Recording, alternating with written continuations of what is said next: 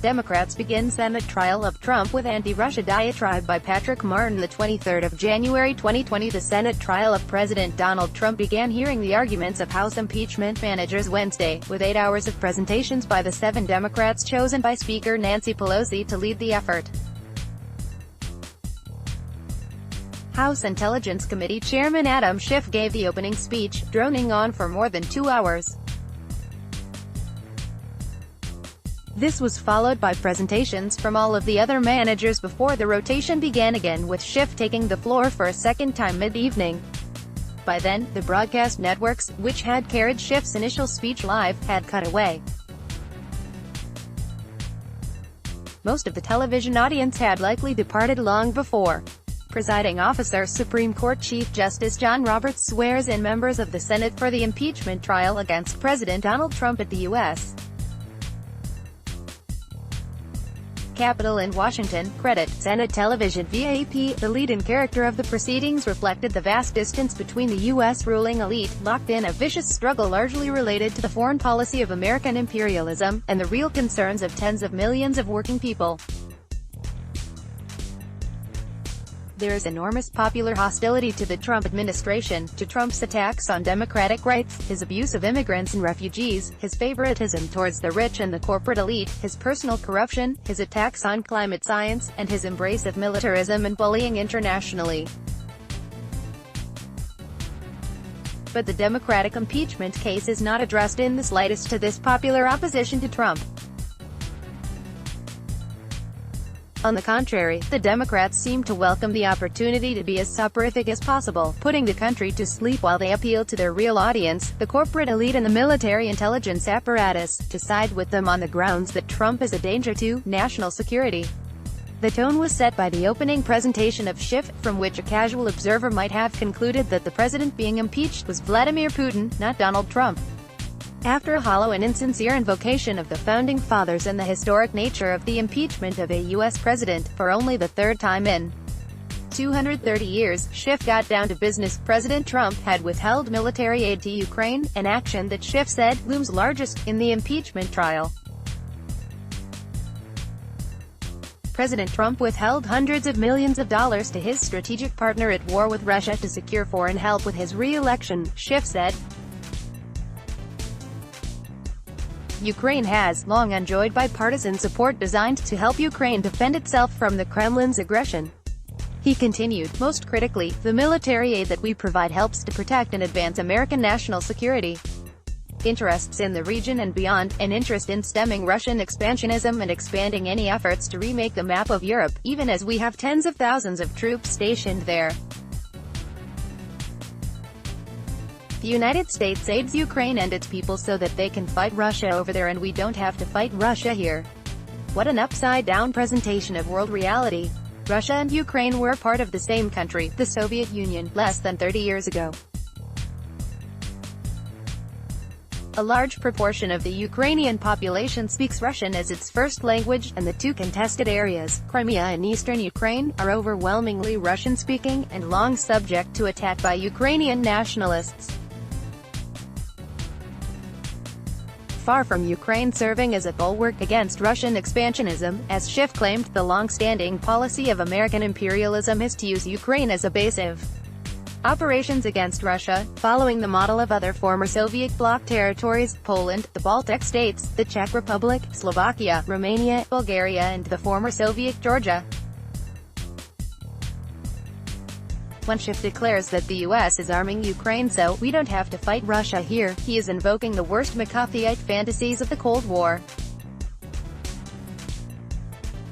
When popular revolts in Cuba, Nicaragua, El Salvador and throughout South America were portrayed by American presidents as acts of aggression by Moscow in the Western Hemisphere. What would the American media say if Vladimir Putin gave a speech in which he justified military aid to Mexico, to fight off incursions by the U.S. Border Patrol, so that we don't have to fight America in the streets of Moscow? There is another, and equally ominous, aspect to the anti-Russia mania being whipped up by the Democrats. Schiff mentioned in passing that Ukraine is the testing ground for the types of hybrid warfare that the 21st century will be defined by, referring to cyber warfare and the use of disguised or covert forces. In other words, the Pentagon sees the fighting in eastern Ukraine not only as a strategic necessity in the short term, but also as an opportunity to test out weapons and tactics for future global conflicts. Schiff went on to hail the courage and patriotism of the State Department and National Security Council officials who testified before the House impeachment inquiry and voiced the objections of the military intelligence apparatus to any presidential action that disrupted the long-running U.S. operation to take political control of Ukraine and use it against Russia. It is this interference in Ukraine, and not the supposed threat to democracy from Trump seeking foreign assistance against Joe Biden, that really concerns the national security state and its Democratic Party attorneys. Significantly, Schiff made no attempt to address a real threat to democratic rights that has emerged out of the impeachment proceeding, Trump's assertion, through his attorneys, of essentially unlimited presidential immunity from any form of congressional oversight or legal constraints. The Washington Post published a worried editorial Wednesday pointing out that the legal arguments made by the White House were so sweeping that a vote not to convict Trump, likely to take place on partisan grounds in the Republican-controlled Senate, would gravely damage the only mechanism the Constitution provides for checking a rogue president. The editorial warned, Mr. Trump and his lawyers are, in effect, seeking consent for an extraordinary expansion of his powers, instead of addressing such issues. Schiff and the impeachment managers who followed him focused on the military position of Ukraine vis-a-vis Russia and the U.S. interest in fanning the flames of the military conflict in eastern Ukraine. Perhaps the most extreme expression of this was the 30-minute presentation by Representative Jason Crow, a former paratroop commander in Iraq and Afghanistan, first elected in 2018, one of those identified by the World Socialist website as CIA Democrats. Crow began his presentation by noting that on July 25, 2019, the date of Trump's now famous phone call to Ukrainian President Volodymyr Zelensky, there were 68,000 American troops deployed in Europe, training and preparing to support our allies in defense against Russia. Crow went on to explain in great detail, citing his own military experience as a Special Forces commander, the significance of the military equipment being supplied to Ukraine by the Pentagon.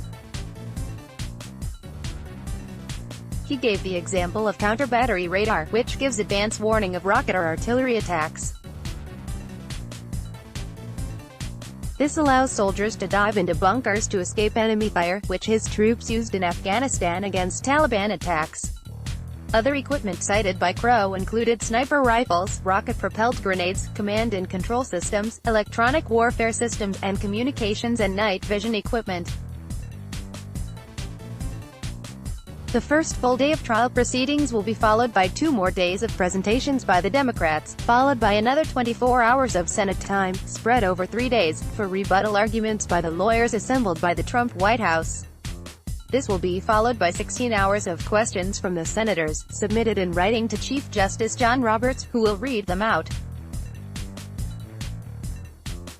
Only after this interminable proceeding, currently scheduled to extend to Friday, January 31st, will the Senate begin 4 hours of debate over whether to call witnesses or subpoena documents beyond those available to the House of Representatives.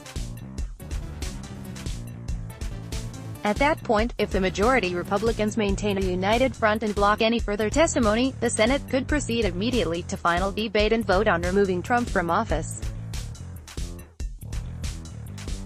Trump and his closest supporters in the Senate aim to wrap up the trial before the president delivers his State of the Union address to a joint session of Congress, currently set for Tuesday, February 4th. Tribute to the fight for socialism in 2020-2019 has been a year of mass social upheaval. We need you to help the WSWS and ICFI make 2020 the year of international socialist revival. We must expand our work and our influence in the international working class. If you agree, donate today. Thank you. Please enable JavaScript to view the comments powered by Discuss. Let's block ads. Why?